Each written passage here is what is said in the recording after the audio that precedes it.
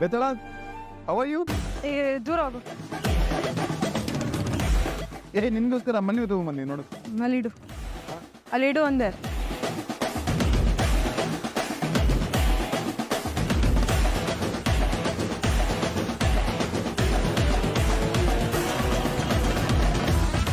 ಬೇತಾಳ ಯಾಕೆ ಒಂಥರ ಇದೆಯಾ?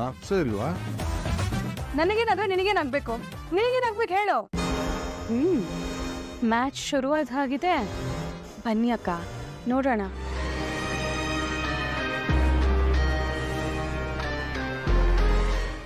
ಬೇತಾಳ, ನಾನು ದೇವಸ್ಥಾನದಿಂದ ಡೈರೆಕ್ಟ್ ಆಗಿ ಗ್ಯಾರೇಜ್ಗೆ ಹೋದೆ. ಅಲ್ಲಿ ಕಾರ್ ರಿಪೇರ್ ಮಾಡ್ತಿದ್ದೆ. ಆಮೇಲೆ ನಿನ್ನ ನಾಯಕ ಫೋನ್ ಮಾಡ್ದ, ಎಮರ್ಜೆನ್ಸಿ ಅಂತ ಕರೆದ. ನೀನು ಎದ್ನೋ ಬಿದ್ನೋ ಅಂತ ಹೊಡೆದೆ. ಆಮೇಲೆ ಹೋಗೋನ ಕಾಪಾಡ್ದೆ. ಅಷ್ಟೊತ್ತೇ ನಿನ್ ಕತೆ.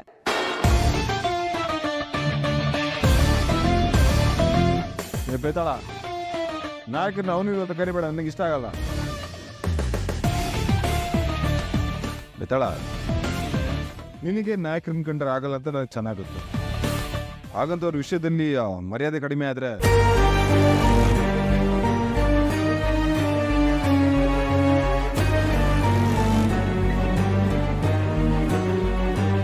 ನೋಡ್ಬೇತಾಳ. ನನ್ನ ಗ್ಯಾರೇಜಲ್ಲಿ ಇರ್ಬೇಕಾದ್ರೆ ಕಾಲ್ ಬಂತು. ಹೋದೆ, ಕೆಲಸ ಮಾಡಿದೆ, ಮುಗಿಸ್ದೆ, ಬಂದೆ. ಅದು ನಿಗ್ದೋಯ್ತು, ಅದನ್ನಲ್ಲೇ ಬಿಟ್ಟಾಕು. ಸರಿ ಆಯ್ತು, ಬಿಟ್ಬಿಡ್ತೀನಿ. ಆದ್ರೆ ನಾಳೆಯಿಂದ ನೀನು ನಾಲ್ಕನ ಕಡೆ ತಿರುಗು ಕೂಡ ನೋಡಂಗಿಲ್ಲ. ಪ್ರಾಮಿಸ್ ಮಾಡು, ಪ್ರಾಮಿಸ್ ಮಾಡು ಅಂತ ಹೇಳ್ದೆ.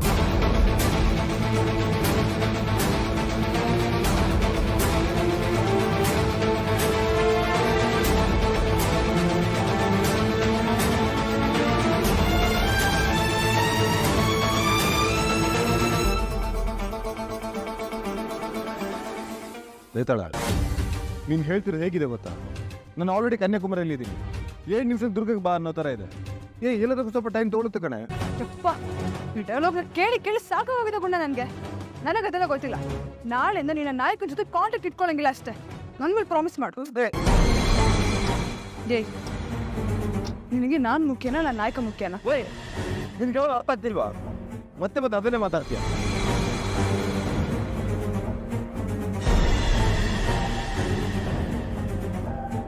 ಮತ್ತೆ ಎಲ್ಲರೂ ನಿನ್ನ ತಲೆಗೆ ಹೋಗ್ತೀನಿ. ನಾ ಏನ್ ಮಾಡ್ಲಿ? ಹೇಳು, ನಿಂಗೆ ನಾನು ಮುಖ್ಯನಾ, ನಾ ಕೋಟೆ ಮಾಡ್ಬೇಡ. ಓಕೆ,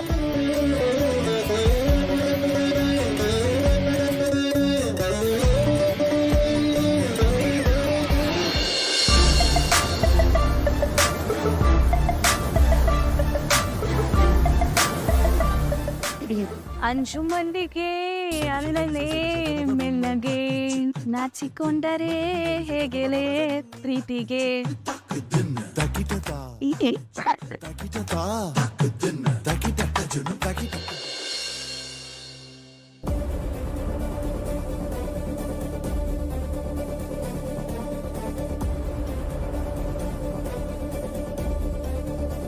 ಅಂಕಲ್ ಅಂಕಲ್, ಸರ್ ಯಾರಬ್ಬ ಇಷ್ಟೊತ್ತಲ್ಲಿ?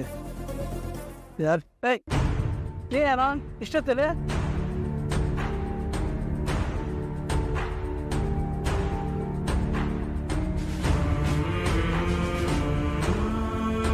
ಏಯ್ ಜಿರಪ್ಪ, ಏಯ್ ಏಪ್ಪ ಹೇಳ. ಏಯ್ ಏನೋ ಮಗ ಎಷ್ಟೊತ್ತಲ್ಲಿ? ಏಯ್ ಯಾಕೆ ಇಷ್ಟೊತ್ತಲ್ಲೇ ಬಂದಿದೆ? ಹಾಂ, ಯಾರು ಗಲಾಟೆನ?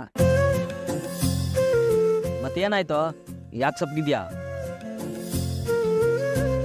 ಏನು ಅರ್ಥ ಮಾಡ್ಕೋಬೇಕು ನಾವು? ಏನು ನಡೀತೋ? ಇನ್ನೇನೋ ಇರುತ್ತೆ. ಸಂಸಾರ ಅಂದಮೇಲೆ ಗಂಡ ಹೆಂಡತಿ ಫೈಟಿಂಗು. ಅಲ್ಲ ಕಣೋ, ನನ್ನ ಹೆಂಡತಿ ಅಂತೂ ಊರಾಗಿಲ್ಲಪ್ಪ, ಅದಕ್ಕೆ ಬಂದು ಇಲ್ಲಿ ಬಿದ್ಕೊಂಡಿದ್ದೀನಿ. ಏನು ಪ್ರಾಬ್ಲಮ್ ಹೇಳಿ ನಿಂದು? ಏನಂಕಲ್, ಬಾಯ್ ಬಿಟ್ರೆ ಸಾಕು, ನಾಯಕರನ್ನ ಬಿಟ್ಟು ಬಾ, ನಾಯಕರನ್ನ ಬಿಟ್ಟು ಬಾ ಅಂತಾಳೆ. ಅಲ್ಲ ಕಣ, ಆ ಹುಡುಗಿ ನಿನಗೋಸ್ಕರ ಎತ್ತು ಹೊತ್ತು ಸಾಕಿ ಸಲವಿ ತಂದೆ ತಾಯಿನೇ ಬಿಟ್ಟು ಬಂದಿದ್ದಾಳೆ. ನಿನಗೆ ಅಂಥದ್ರಲ್ಲಿ ನಾಯಕರು ಬಿಡೋಕೇನ? ನನ್ನ ನಾಯಕರ ಸಂಬಂಧ ಗೊತ್ತಿದೆ ಗುರು, ಗೊತ್ತಿರೋದನ್ನ ಪದೇ ಪದೇ ನೀನು ಹೇಳಿ ನಾವು ಅರ್ಥ ಮಾಡ್ಕೋಬೇಕಾಗಿಲ್ಲ.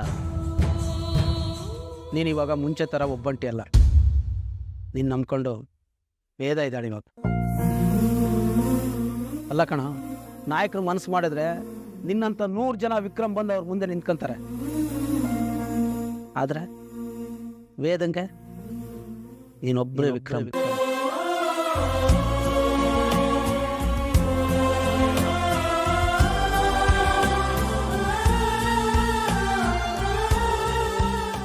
ನೋಡ,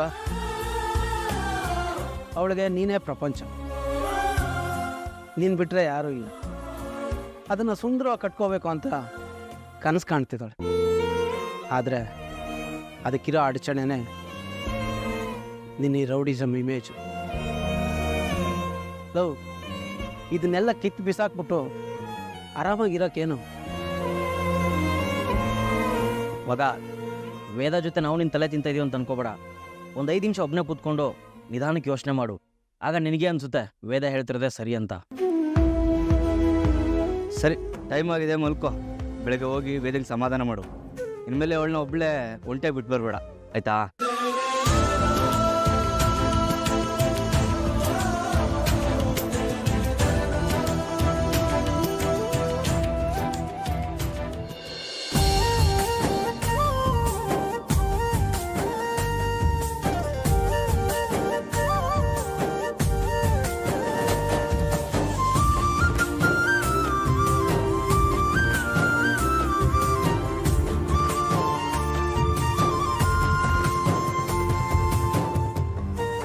ನನಗೋಸ್ಕರ ತಂದಿರೋ ಮಲ್ಲಿಗೆ ನಾನು ಹೊಡಿತೀನಿ.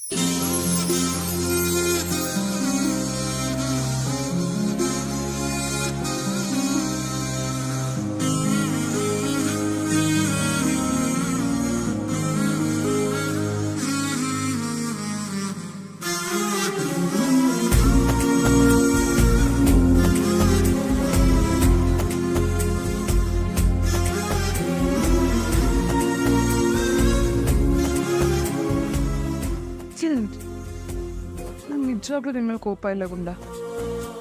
ಸುಮ್ಮನೆ ಕೋಪ ಮಾಡ್ಕೊಂಡು ಹೇಳ್ತಾರ ನಾಟಕ ಮಾಡ್ತಿದ್ದೀನಿ ಅಷ್ಟೆ. ನೀನು ಎಷ್ಟೋ ವರ್ಷಗಳಿಂದ ಆ ನಾಯಕನ ಜೊತೆನೇ ಕೆಲಸ ಮಾಡ್ತಿದ್ದೆ. ಆಮೇಲೆ ತುಂಬ ನಂಬಿಕೆ ಇದೆ ನಿಂಗೆ. ಅಷ್ಟು ಸುಲಭವಾಗಿ ಬಿಟ್ಟು ಬರೋಕ್ಕಾಗಲ್ಲ. ಅವನು ನಿನ್ನ ಅಷ್ಟು ಸುಲಭವಾಗಿ ಕಳಿಸಲ್ಲ ಅಂತ ನನಗೆ ಚೆನ್ನಾಗಿ ಗೊತ್ತು. ಆದರೆ ಏನು ಮಾಡಲಿ, ನನ್ನ ಪ್ರಯತ್ನ ನಾನು ಮಾಡಲೇಬೇಕಲ್ವಾ?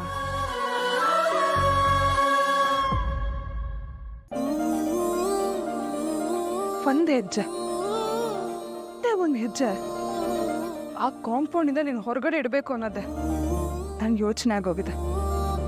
ಅದೇ ನನ್ನ ತಾಪತ್ರ ಆಗೋಗಿದೆ. ಅದಕ್ಕೆ ನಾನೇ ಸುಮ್ಮನೆ ನನಗೆ ಬೇಜಾರು ಮಾಡ್ತೀನಿ. ಬೇಕು ಅಂತ ಜಗಳ ತೆಗಿತಾ ಇದ್ದೀನಿ. ನಿನಗೆ ಬೇಜಾರಾಗುತ್ತೆ ಅಂತ ಗೊತ್ತಿದ್ರು ನಾನು ನಿನಗೆ ಬೇಜಾರು ಮಾಡ್ತಿದ್ದೀನಿ. ಆದರೆ ಇದೆಲ್ಲ ಸ್ವಲ್ಪ ದಿನ ಅಷ್ಟೇ, ಆಮೇಲೆ ಎಲ್ಲ ಸರಿ ಹೋಗ್ಬಿಡುತ್ತೆ.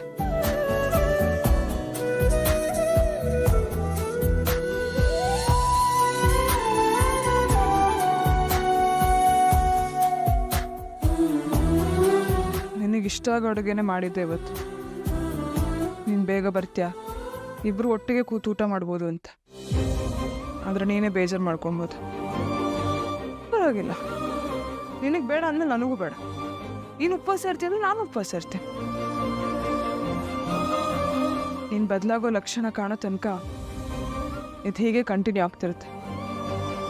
ಕಾಂಪ್ರಮೈಸ್ ಆಗೋ ಮಾತೇ ಇಲ್ಲ ಗುಂಡ.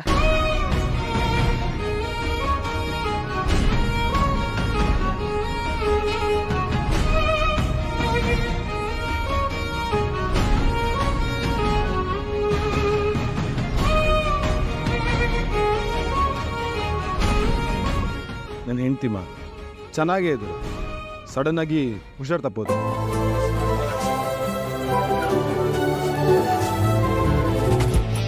ಅವತ್ತು ಶಾಕ್ ಹೊಡೆದಾಗ ಬಾಯಿ ಬಿಟ್ಟಿದ್ಲು. ಆಮೇಲೆ ಮಾತು Matash.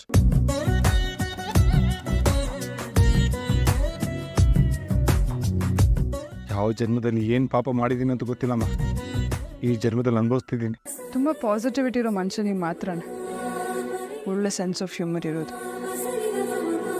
You very positive person ಗುಂಡ. ನೋಡ್ತಾರೆ ನಿನ್ನಲ್ಲಿರೋ ಒಳ್ಳೆತನನ, ಅದರಿಂದ ಆಗೋ ಒಳ್ಳೆಯದನ್ನು ನಾನು ನಿಂಗೆ ಪರಿಚಯ ಮಾಡಿಕೊಡ್ತೀನಿ. ಗ್ಯಾರೇಜಲ್ಲಿ ಇರ್ತೀಯಾ, ಸರಿಯಾಗಿ ನಿದ್ದೆ ಬರಲ್ಲ, ನನಗೂ ನಿದ್ದೆ ಬರಲ್ಲ. It's okay. ಗುಡ್ ನೈಟ್ ಗುಂಡ.